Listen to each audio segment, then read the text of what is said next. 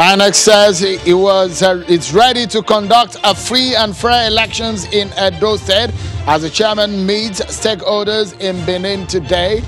The seeking peace ahead of September 19 exercise. And the presidency says there is no cause for alarm over new figures which shows a biggest decline in Nigeria's GDP in almost 10 years. Tonight, we analyze and dissect these issues as the presidency seems to douse the tension. But where do we go from here, everyone?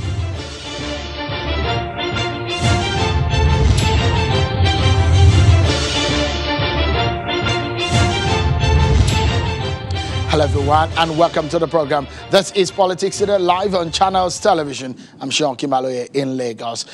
Let's first and foremost bring you up to speed on some of the happenings in Edo State as we keep tabs on the activities ahead of the election. We're already counting down to the election, which is just about 23 days away. The different political parties are gearing up. If you get into the city of Benin, at the King Square axis, this is what you perhaps will see there in the city center at the King Square at night, where the PDP launched its giant screen for campaigns. Today, the PDP campaign touched down in Ovia, Southwest LGA. The team visited the Palace of El Arura of Hussein. And the campaign was also at Ogere Ward in Ovia Northeast local government area, where the Edo State Governor Godwin Obaseki was at the Gelegele community seeking the people's votes.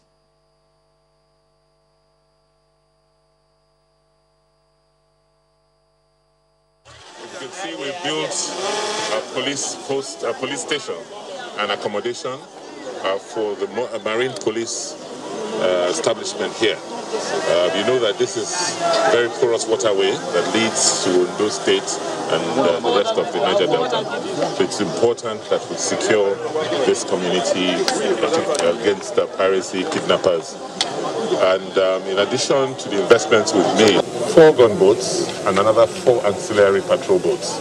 So we have 8 boats which the state government have invested in for the use of the Nigerian police to secure this access. They shot at him, they shot at his house, and after 2 hours, when they did not hear any news that any person was dead, they came back a few hours after to launch another attack. And at that time, the divisional police officer, the DPO, was present.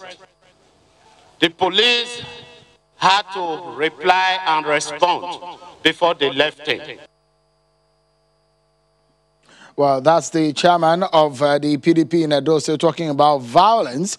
There are allegations and counter-allegations on the issue of violence. Well, in the camp of the All Progressives Congress in Edo State, stories of violence also is being recorded when the campaign of the APC in Owan West was said to have been attacked. The campaign for the governorship election well continued on that day, and Pastor Osage Ize-Iyamu has vowed to tackle youth unemployment in its campaign, and they said through aggressive industrialization program in the state. Pastor Ize-Iyamu made a promise while addressing his supporters during the APC's ward-to-ward rally in Agbede, Esako West local government area of the state. I go find out say jobs go plenty. So by the grace of God, by November 12, when me and una son go dey government, things go change. Things go change. You know why dismissing Obaseki so badly would be so sweet? Is that one should dismiss the man of the night, and the forces of light take over. This street light will be back again.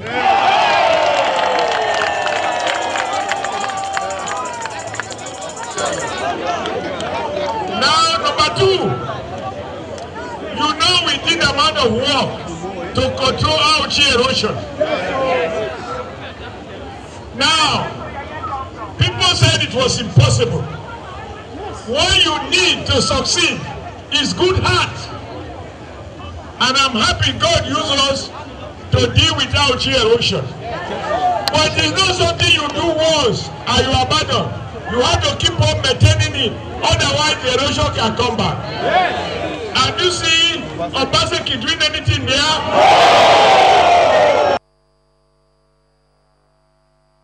The Truth Online Party is there in Edo State. We keep tabs right here on Channels Television to bring you up to speed with what the politicians are doing. And apart from the politicians, the political parties seeking voters' attention. The Independent National Electoral Commission, INEC, has again affirmed that it is prepared to conduct the Edo governorship election come September 19, 2020, as it has met at least 10 out of the 14 activities it listed must be concluded before the election without missing any deadline. The national chairman of the commission, Professor Mahmoud Yakubu, was in Benin today, where he met with members of the Interagency Consultative Committee on Election Security.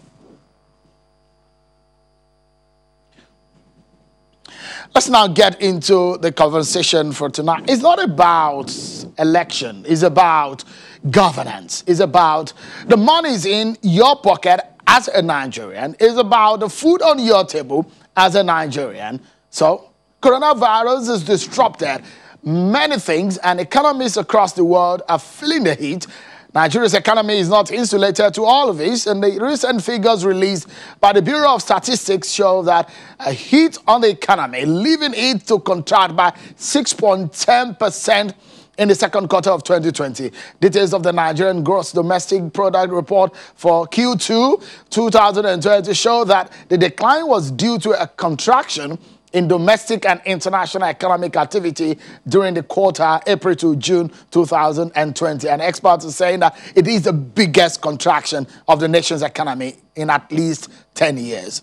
But it appears the presidency believes there is no cause for alarm. The presidential spokesperson, Mr. Femi Adesina, said in a statement yesterday that the overall decline of 6.1% for Q2 2020 and 2.18% for was better than the projected forecast of 7.24% as estimated by the Nigerian Bureau of Statistics. The summary of those economic language and those big words are the fact that things are not the way they have been. Things have declined. Economy is battered because of coronavirus effect. But the big question here is, are we on the right track in stabilizing the situation? Is the government doing the right thing to ensure that we do not further plunge into trouble? The world over, they're feeling it. There is an obvious trouble across the world. But how is Nigeria handling the situation? We're looking at the Buhari government's handling of the situation and the fact that the president says there is no cause for alarm. Let's discuss this, everyone. I have joining me tonight on the program a governance expert and a member of the PDP, Mr. Ken Okolugbo. He joins us via Skype from Lekki area of Lagos. And from Abuja studio is Mr. Niyi Akinseju, is the chairman of the Buhari Media Organization. Thank you so much, gentlemen, for coming onto the program tonight. Let me begin with you, Mr. Okolugbo. Let me get your view on what is happening, especially the handling of the situation by the government, the Buhari government.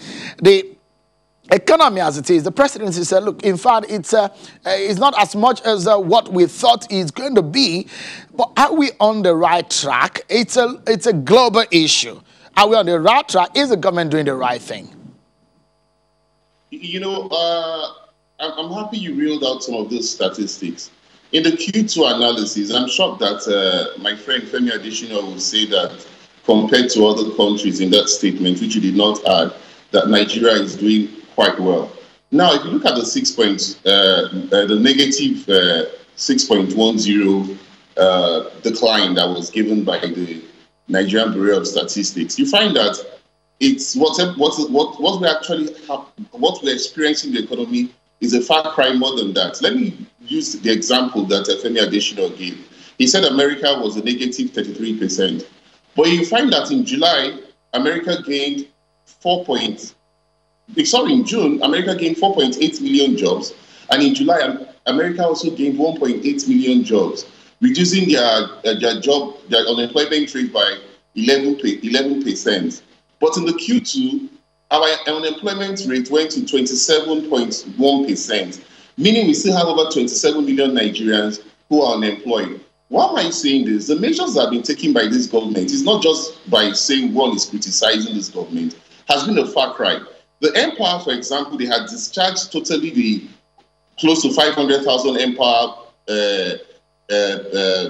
employed workers that they had in the past, claiming that they are going to get a new registration to add a new list of people who are going to be registered on the Empower program. But you find that as at now, the former Empower people are not receiving any funds. The 740,000 jobs they said they were going to provide, that is 1,000 jobs per local government, have not seen the light of the day. And so the 20,000 naira they said they're going to give each person that will be employed in these local governments, which will help to reflate the economy, is absent. You can't reflate an economy when you don't give money, you don't put money in the pockets of the people. And so you see that when you make those comparisons, Femi Adesina's analysis comes to next to nothing, because I don't understand why he decided to compare the growing economies because of in terms of the figures to Nigeria figure of 6.10. The contraction is quite alarming. And going down the line, you'll find out that as the months go by, it will continue to, from the forecast, it will continue to pursue this negative 7.24% that was the projection.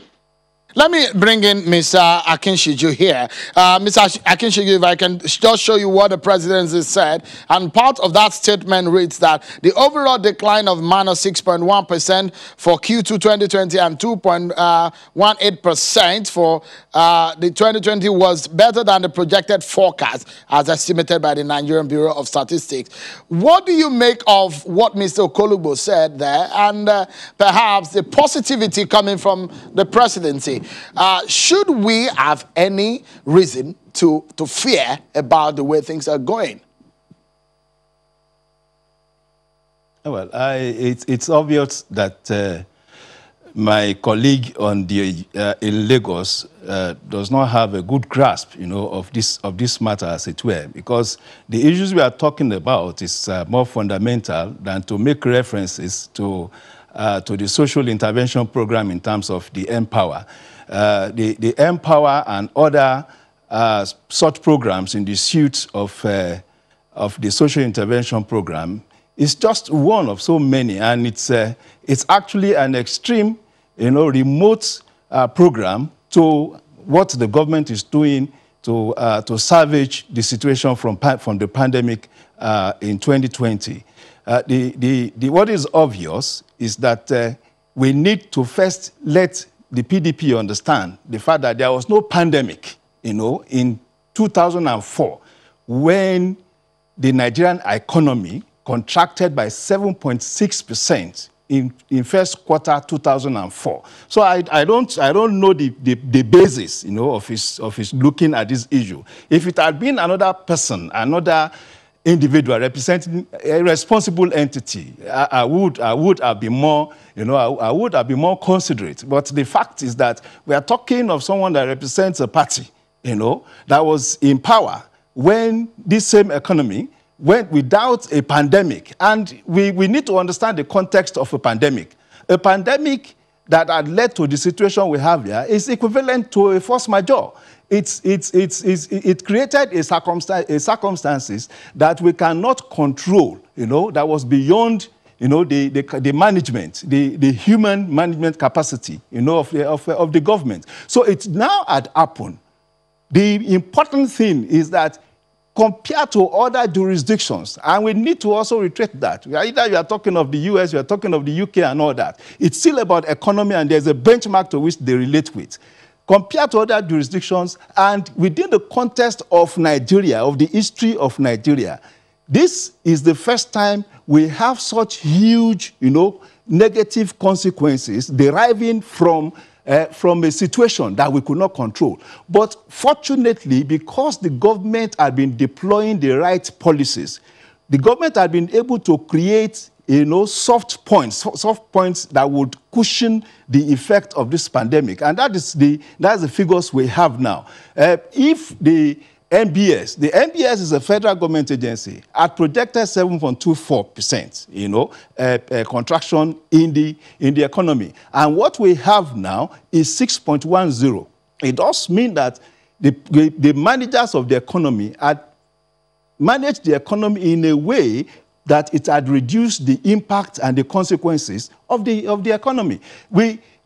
Despite the general, contraction, there are a number of sectors and segments in the economy that recorded growth. Sectors like finance, sectors like ICT, even our agriculture recorded growth. It was not under negative. So now, if we are recording growth in those places, it is because government had been doing things. Now, don't forget that ever before the peak, of the pandemic in March, the federal government, the president had directed, the streaming of an economic stimulus program, and from that, the CBN and, of course, the banks, were able to come together, pull together a plan, and the plan was mainstreamed in a way that by now, more than 380 billion naira, had been pushed into the economy in the last 120 days. Now, that you don't compare the quantum of fund that had gone into the economy, between in the last 4 months, with just what people were earning in the Empower. And by the way, the Empower had a condition to it. The beneficiaries were supposed to be part of it for some time, and after that time, they would leave for another set of people, to be part of it. And from the result we have now, more than 30% of beneficiaries had actually started their own business. And that was what the Empower, it's all about. It is about bridging. It's about bridging a gap at the point in time, stabilize whoever was the beneficiary to be able to get focused. And then circle them out, get another set of Mr. people, Akinshiju, do the same. Just a moment, Mr. Akinshiju. The fact of the matter. Yeah, just a moment. Let me bring back Mr. Okolugbo. A lot of people, I'm not surprised about the figure in the Q2, but in Q3, analysts are saying that we might also experience somewhat a negative also in some of the figures that will be coming out. So the big question now, Mr. Okolugbo, what are you saying presently? Is the government doing the right thing to ensure that the negative trend does not continue? Perhaps let me bring back some of the figures back on the screen so that you might be able to speak to it. The the performance of the non-oil sector and the oil sector, and how it has been over the last few quarters. So if you look at it from 2019, the non-oil sector and the oil sectors, you can see how things have gone until it dipped very badly in the last figure that we see. Mr. Okolugbo, your thoughts on going forward, whether or not this government is on the right track in reversing the trend that is an obvious one across the globe? Oh, yes. The man in Abuja just chose to try to play politics. I'm not even here because I am speaking for PDP. I'm a political analyst and a public affairs analyst, and I happen to be a member of the PDP. These are the people that try to just reel out statistics that they don't even relate to the issues on ground. I was only carrying out an analysis of what Femi Adesina's statements meant compared to the global economies that he was trying to talk about. We are looking at a situation that nobody could do anything about. Buhari didn't bring coronavirus. There was nothing he could do about the fact that we have been struck by a very, an unseen enemy that nobody ever envisaged at this material point in time was going to hit the global world the way it has hit the global world. But what we're saying is that putting together an economic measure to respond is where I have said that there have been issues that this government has not faced, the realities that has not been faced. Unemployment is one of the measures you use in terms of misery index. And he talks about the only programs they have had in this government is Empower. And he tries to downplay it as if, what other employment have they done apart from the 500,000 people that have been registered on Empower who have been eased out? What I just said was that there should have been seamless transition and putting money in the pockets of the people. The 1,000 people that are to be employed in each of the local governments is a laudable idea. They should fast track it. You know what it means when we have somewhere around 40,000 people employed for the next 3 months. The economy will be reflated. What is GDP, gross domestic product, in case he doesn't know what it means? Now he's saying that the difference of about 1 or 1.3, which should have not gotten us to negative 7.24, shows that it was economic management. What did we gain in finance? What did we gain in agriculture? How did it reflect in the exchange rate? We all know that the parallel market, dollar is selling at almost 500 naira to 500 naira to $1 now.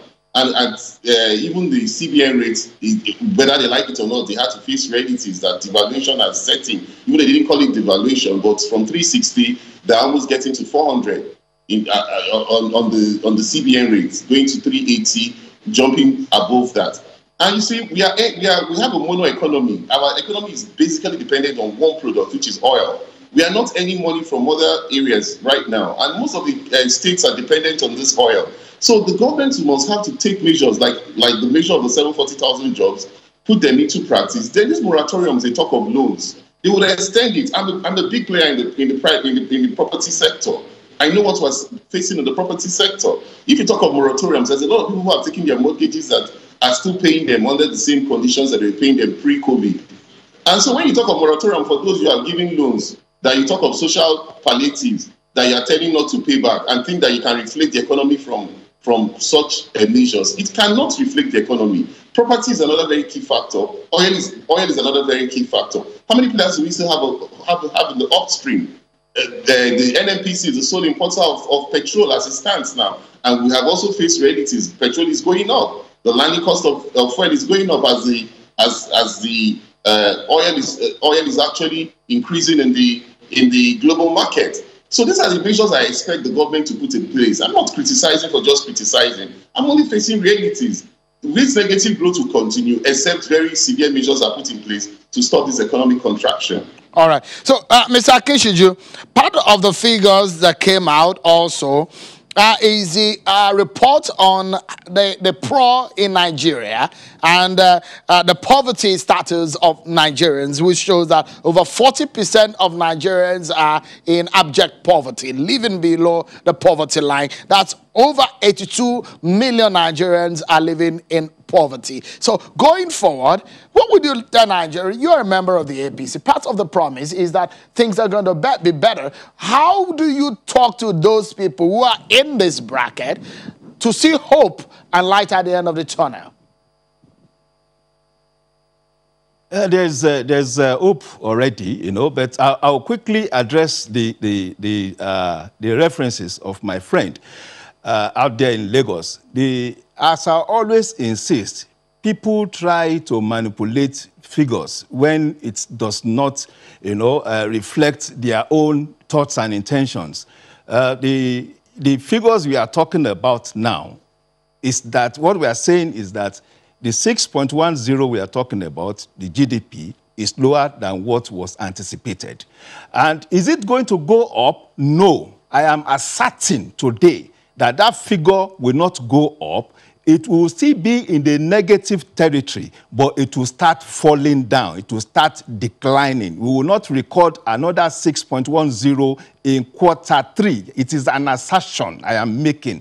We will not go into positive territory. We will have less than we will have less than 6.10. We will have less than 6.10 in Q4, and we are likely to plateau. That is to be on the stabilizing level by Q1 is an assertion because of the reality on ground now. What the federal government is doing is commendable. The CBN had given the banks, you know, directive to restructure businesses that are in trouble, businesses that are taking loans from them, and to restructure more than 35,000 of such businesses, you know, 35,000 of such loans are being restructured as we speak now. We have a 2.3 trillion naira plan as intervention that cuts across health sector, private credits and manufacturing agricultural sector and all that. Those are the sensitive sectors that we need to drive. Unfortunately, our agriculture is still returning positive for us. Now, going to the poverty level, don't forget, and I am a figures person. When I talk, I relate with my figures. In 2010, this same NBS, National Bureau of Statistics, conducted a survey of poor people in Nigeria. The number of Nigerian poor as of 2010 was 112 million under the PDP government. 112 million. Go and check. 200 in 2010. And that was at the international poverty rate of $1, you know. So it means at that time, 112 million Nigerians were living under $1 a day. And what was our population then? We were not up to 190 million. So you can only calculate the percentage, you know, of poor people in Nigeria at that time. By 2019, this same NBS came out with another figure to tell us that we now have 86.3 million or thereabout Nigerian poor living under just about the same $1 a day. Now, so what you need to do is to subtract this 86 million from 112 million and see how far Nigeria had gone. It does mean that going forward, we would be suckling out more people out of this critical state of abject poverty. And don't forget that between then and now, between 2015 and now, our population had also grown. We have more people joining their own, becoming employable. But of course, we have a constricted economy. I agree that we have always been dependent on a mono product. But what this government has been doing is to try as much as possible to diversify. Yeah, let me take that as perhaps especially in the area of agriculture. Let me take that as your final thoughts on the program, and let me allow Mr. Okolugbo to give us his final thoughts in 30 seconds. Your final thought on this and the way forward for Nigerians. Give us his final thoughts in 30 seconds. Your final thought on this and the way forward for Nigerians. Well, thank you so much. I'm happy that we don't have to keep comparing the past. We should be looking at the future. The man there just kept going to the past instead of looking at the future. This is the blame game that we have always said that people should stop. Let's stop the blame game. Let's look at what we can do to arrest this situation we have found ourselves. The only way we can do this is to reflate the economy, putting money in the pockets of the people. That is the only way we can reflate the economy, creating opportunities for jobs, and making it impossible for people that are not employed to continue to roam the streets. Thank you. I asked a question to both of you. I know that question will favor Mr. Akishiju because he will say, of course, yeah, the government is doing, but Mr. Okolugbo, this question is pretty much for you. Is the Buhari government on the right track? Just a nod or yes or a no? Not at this moment. Mr. Akishiju, is the government on the right track, Mr. Akishiju? Of course. And why wouldn't we go back to history? History is the basis of our future. And that is our reference point. We are talking of 112 million Nigerian poor compared to 86 million Nigerian poor now. Is that not a movement forward from Thank you so much, Mr. Aniyi Akinseju, the chairman of Buhari Media Group, and Mr. Ken Okolugbo is a member of the PDP and a political analyst. Thank you so much, gentlemen, for coming tonight. Well, that's our show for today, everyone. Many thanks for watching. I'm Sean Kimale. Bye for now.